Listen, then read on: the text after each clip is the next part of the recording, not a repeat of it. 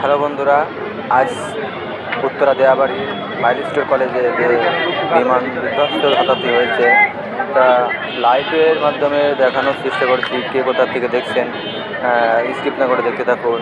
তো এখন যে পরিস্থিতি দেখা যাচ্ছে, ভিতরে প্রবেশ করা খুব কষ্টসাধ্য, কারণ এখানে নিরাপত্তা কর্মীরা কাজ করছে। তাদের নিরাপত্তার সেনাবাহিনী, নৌবাহিনী এবং ফায়ার সার্ভিস বাহিনী এবং তাদের নিজ দায়িত্ব নিরাপত্তার কাজ করছে।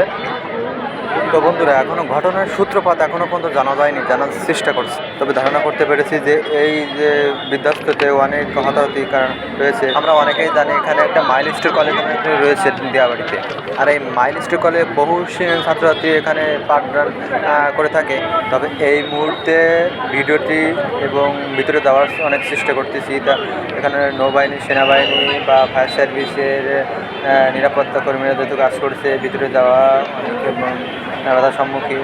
এটা দূর থেকে ভিডিওটি করছি যেহেতু, আর তাদের উদ্ধারের কাজকর্ম চলমান রয়েছে সেহেতু। তবে কতজন আহত কিংবা নিহত হয়েছে এখনও পর্যন্ত জানা যায়নি। তবে আহতদেরকে ফায়ার সার্ভিসে বা অ্যাম্বুলেন্সের মাধ্যমে তাদেরকে নেওয়ার জন্য দ্রুত নিরাপত্তাকর্মী কাজ করে যাচ্ছে। আর এর মাঝে যে স্বজনের আহাজারি বা প্যারেন্টস পিতামাতাদের আহাজারি দেখতে পাচ্ছি, কী করুণ কান্না, এটা খুব কষ্টসাধ্য।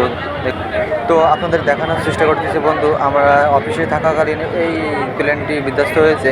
তো আমি সশরীরে চোখে দেখছি, তবুও দূর থেকে দেখছি, কাছে দেখতে পারেন, তবুও আপনাদের যে সরাসরি কাছে যে ভিডিওটি করছি।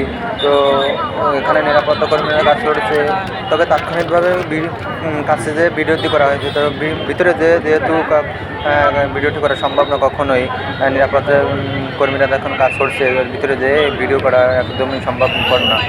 তো সর্বপ্রথম যে দেখলাম এখানে যৌথভাবে যোগ দিয়েছে সেনাবাহিনী, নৌবাহিনী এবং ফায়ার সার্ভিসের, তাদের দ্রুত তাদের কার্যক্রম চালিয়ে যাচ্ছে। আর সেনাবাহিনী, নৌবাহিনী এবং ফায়ার সার্ভিস তাদের কাজকে চলমান রাখছে এবং দ্রুত সাপেক্ষে তাদের কাজ করছে। আরও বন্ধুরা জেনে রাখি, এটা উত্তরা অনেকেই মেট্রো রেলের পাশেই বলতে পারেন। এখানে মেট্রো রেল পাশে দেখতে পাচ্ছেন, মেট্রো রেলের রোড। এখানে মেট্রো রেলের পাশে একটা কলেজ রয়েছে, মাইলস্টোর কলেজ নামে পরিচিত। এই কলেজেই এই বিমান বিধ্বস্তটা হয়েছে। এখানে মানুষ সমাগম এবং আহাজারিটা দেখা যাচ্ছে পাশেই। দূর থেকে দেখতে পাচ্ছেন সেনাবাহিনী, নৌবাহিনী এবং ফায়ার সার্ভিসটা এক এক করে আহতদেরকে বের করে এনে দ্রুত সম্ভব হসপিটালে নেওয়ার জন্য চেষ্টা করছে। যেমনটি জানা গেছে, এটা স্বাভাবিক কোনো দুর্ঘটনা, একটি বড় ধরনের দুর্ঘটনা এবং দেশের জন্য একটু, আমি মনে করি এটা সর্বপ্রথম একটা বড় দুর্ঘটনা। যেহেতু এখানে শিক্ষা, আর আমরা তো ভিতরে যেতে পারছি না, বাইরে থেকে যেটুকুন ভিডিও করতে পারছি।